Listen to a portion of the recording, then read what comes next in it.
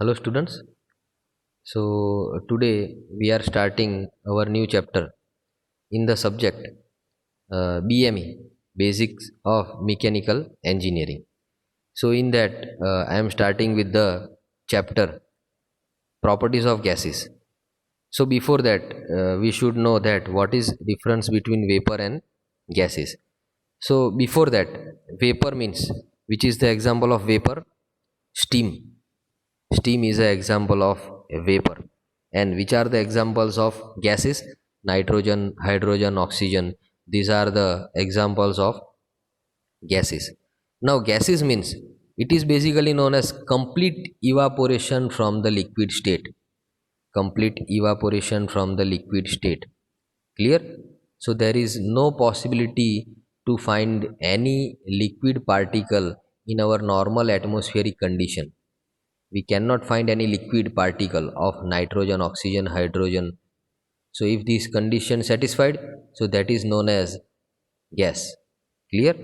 अगर liquid particle आप find नहीं कर सकते हो नॉर्मल कंडीशन में, नॉर्मल एटमॉस्फेरिक कंडीशन में, तो उसको हम क्या बोलेंगे? That is basically known as gases. And if evaporation is incomplete, if evaporation is incomplete, so that is basically known as vapor. So steam is example of vapor, because we know that in atmosphere also some of the moisture is present inside, or in atmospheric air moisture is also present, and sometime it is visible during the fog, that we can see those vapor. Clear? So steam is an example of vapor, and nitrogen, oxygen, hydrogens are known as gases, because evaporation of all the nitrogen, oxygen, hydrogen from the liquid state is complete. Clear? So then after we discussed about perfect gas. Perfect gas means a gas which will obey all the law, which will follow all the law, Boyle's law, Charge law, Gay-Lussac law.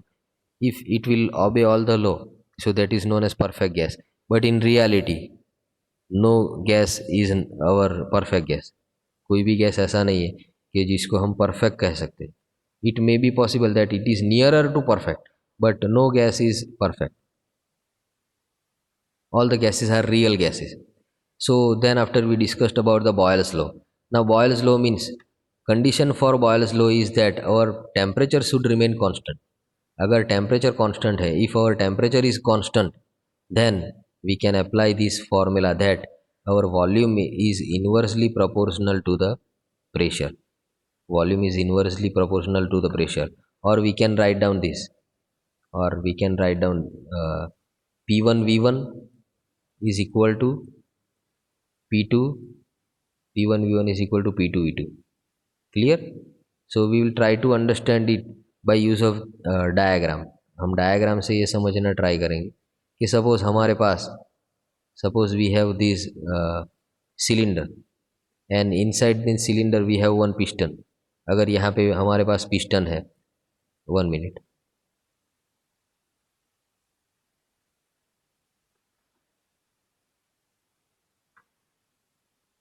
Suppose this is the cylinder and here we have piston. अगर यहाँ पे हमारे पास piston है, बराबर, तो ये suppose piston हम कहेंगे इसको. यहाँ पे सपोज कोई गैस फिल किया है, हमने नीचे गैस फिल किया है, सपोज नाइट्रोजन गैस फिल किया है, बराबर. तो सपोज इसका प्रेशर जो है, इनिशियल प्रेशर P1 है, वॉल्यूम जो है कम है, उसका वॉल्यूम हम बोलेंगे V1. और सपोज यहाँ पे टेम्परेचर है T1. हम एज्यूम करते हैं कि यहाँ पे टेम्परेचर 30 डिग्री सेंटीग्रेड है, बराबर है. अगर ये पिस्टन को हम ऊपर ले जाते हैं, अगर यहाँ पे piston, if we are moving the piston upper side, if we are moving the piston upper side, what will happen? Here pressure get reduced. यहाँ पे क्या हो जाएगा? प्रेशर तो कम हो जाएगा, P2 जो है वो कम हो जाएगा. यहाँ पे वॉल्यूम बढ़ रहा है, हमें पता है volume will be larger, but we should take care that here temperature should remain as it is. बराबर ना? हमें ये ध्यान रखना है कि टेम्परेचर जो है नई पोजीशन पे, टेम्परेचर भी उतना ही रहना चाहिए, कितना, जितना T1 है, और temperature also should be as it is, as it is the value of T1, बराबर। अगर टेम्परेचर कॉमन है तो हम फॉर्मूला अप्लाई कर सकते हैं, कौन सा, बॉयल्स लॉ।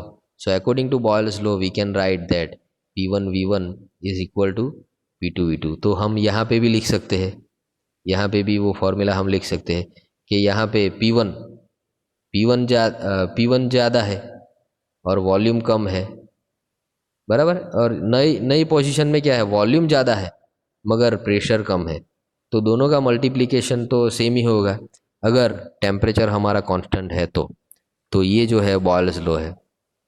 अब हम डिस्कस करेंगे चार्ज लॉ। तो यहाँ पे आप देख सकते हो चार्ज लॉ में क्या है कि हमारा प्रेशर कांस्टेंट होना चाहिए, हमारा प्रेशर कांस्टेंट होना चाहिए, या फिर बॉयल्स लॉ में हम एक बात, ये जो है for Boyle's law, suppose this is the pressure versus volume graph. So here suppose we have one point, so whatever we discussed in our example, so here I am explaining it you by use of this graph. तो यहाँ पे हम देख सकते हैं कि क्या है हमारे पास, जो है 1 मिनट हम एक्सपांसन कर रहे हैं, तो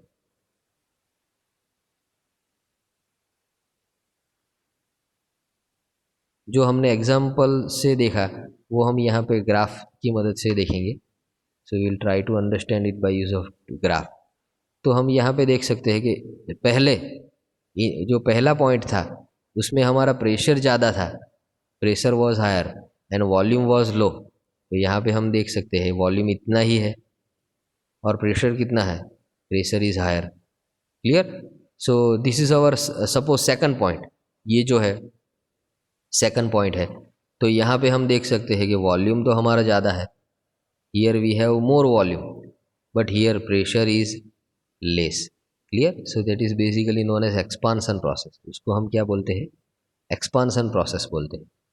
तो इस तरह से हम ग्राफ में ये प्रोसेस दिखा सकते हैं, हम we can show this process in our graph.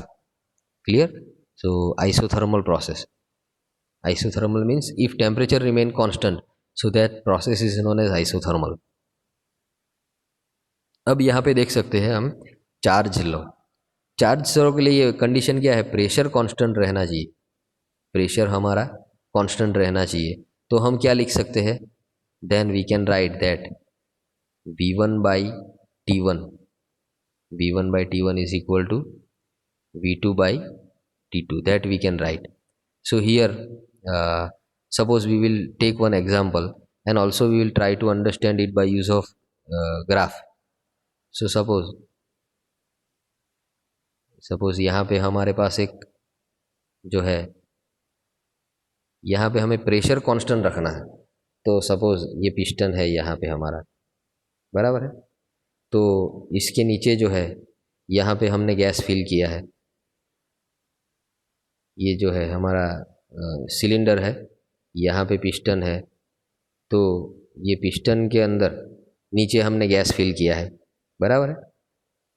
तो सपोज़ यहाँ पे प्रेशर है हमारा P1, हम एज्यूम करते हैं कि कितना है, 1 बार है, 1 बार प्रेशर है, बराबर। यहाँ पे कोई टेम्परेचर भी होगा, टेम्परेचर रहेगा T1 और इसका वॉल्यूम तो कम है, हम देख सकते हैं कि वॉल्यूम इसका कम है, बराबर ना, इसको हम कहेंगे V1। और अगर उसके बाद हमें क्या करना है, यहाँ पे हीट देना है, we want to give heat to this cylinder, ये सिलेंडर को हमें हीट देना है। अगर हीट देंगे तो क्या होगा, ये प्रेशर तो 1 बार रहेगा नहीं, ये प्रेशर तो बढ़ने लगेगा। मगर हमारी कंडीशन ये है कि हमें प्रेशर को तो कांस्टेंट रखना है, प्रेशर को तो 1 बार ही रखना है। तो उसके लिए क्या करना पड़ेगा, आपको पिस्टन को ऊपर ले जाना पड़ेगा, you need to move this piston upper side.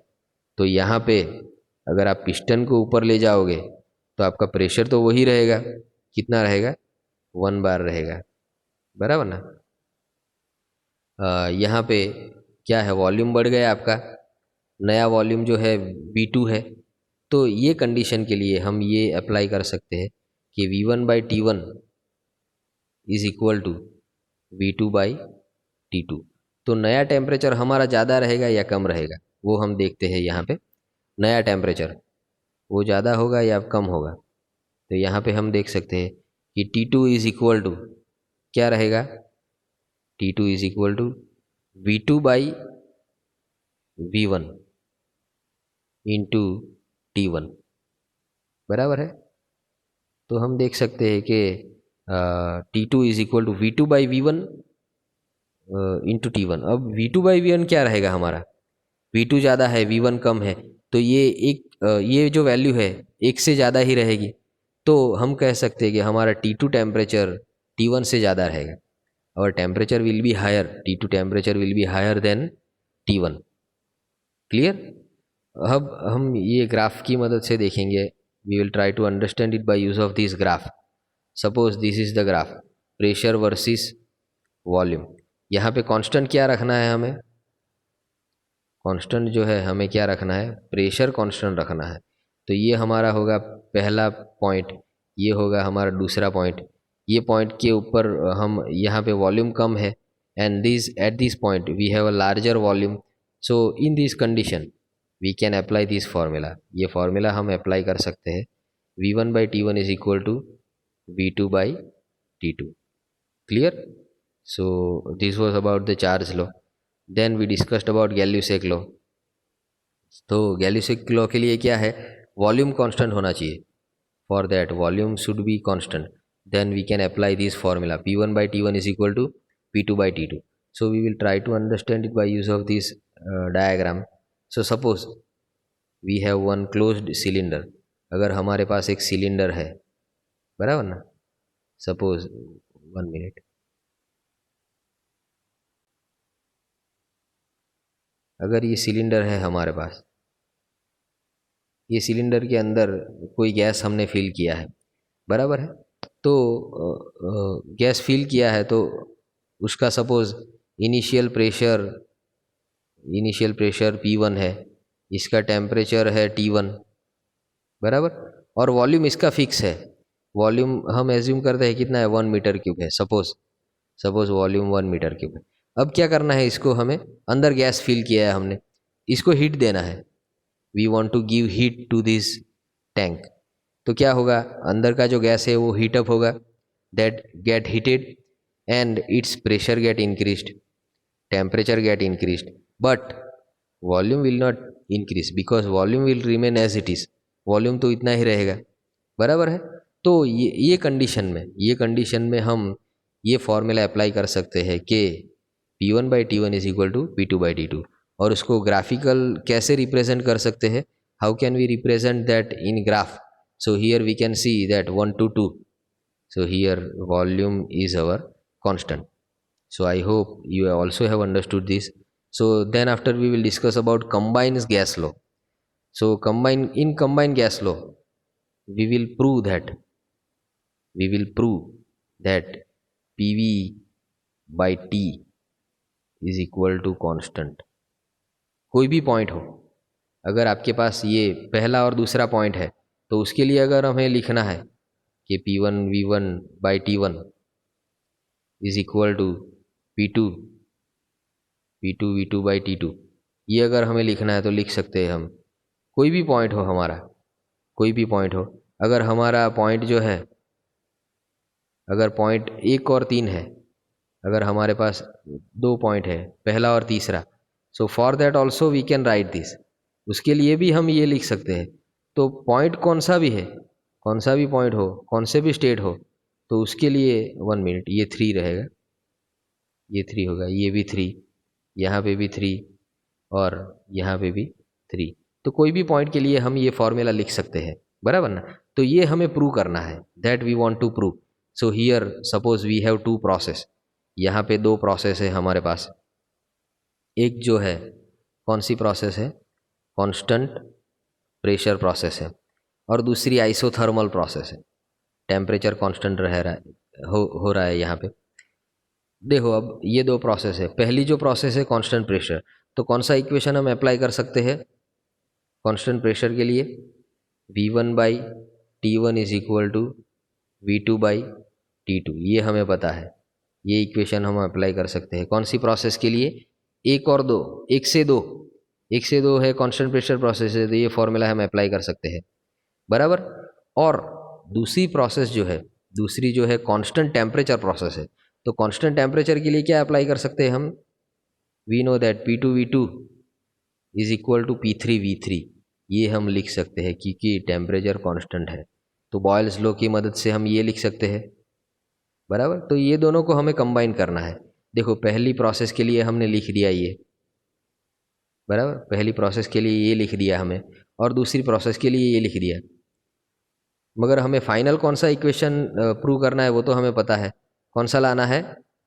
P1V1 by T1 is equal to P3 is equal to P3 V3 by T3. So we want to prove this equation. So now let us change the parameter that suppose ये equation को हमें modify करना है, बराबर ना? तो हमें पता है, so can we write P2 is equal to P1 because 1 to 2 process was our constant pressure. एक से दो जो प्रोसेस थी हमारी कौन सी थी? वो कांस्टेंट प्रेशर थी, तो हम P1 is equal to P2 तो लिख सकते हैं। तो यहाँ पे हमने क्या किया, P2 जी की जगह पे क्या लिख दिया? P1 लिख दिया, बराबर ना? और हमें हमारे टर्म में ये तो चाहिए, हमें P3V3 T3 चाहिए, यहाँ पे हमें चाहिए P1V1 T1 चाहिए, ये V2 हमें नहीं चाहिए, V2 को हमें रिप्लेस करना है। तो कैसे रिप्लेस कर सकते हैं? देखो यहाँ पे V2 क्या हो जाएगा? V2 is equal to V1 T2 by T1, तो वही मेथड से हम V2 को रिप्लेस करेंगे। तो देखो V2 जो है वो हमने चेंज कर दिया, V2 is equal to V1 T2 by T1, clear. और हमें पता है कि हमारी जो 2 से 3 जो प्रोसेस थी, 2 से 3 जो प्रोसेस थी हमारी, यहाँ पे हमें पता है कि ये जो प्रोसेस थी वो कौन सी थी? Constant temperature. तो हम T2 is equal to T3 लिख सकते हैं। तो यहाँ पे देखो हमने क्या किया, T2 की जगह पे we have replaced, we have written T3 in place of T2, so here this will be the value of V2। और ये जो वैल्यू है, ये जो वैल्यू है बाद में हमें क्या कहाँ पे लिखना है, इसको हम यहाँ पे रिप्लेस करना है, यहाँ पे V2 की जगह पे ये लिख देना है, V2 की जगह पे V1 T3 बाई T1। तो अगर हम वो लिखेंगे, if you will write this, so this will be the final equation that P1V1 by T1 is equal to P3V3 by T3। or we can also write that uh, PV by T is equal to constant, और वो constant को क्या बोलेंगे हम? m into r, that is basically known as m into r। m means mass and r means gas constant। so what is our final formula? PV is equal to m r t, this will be our final formula। so I hope you have understood this, so thank you all for listening. Here we are stopping this.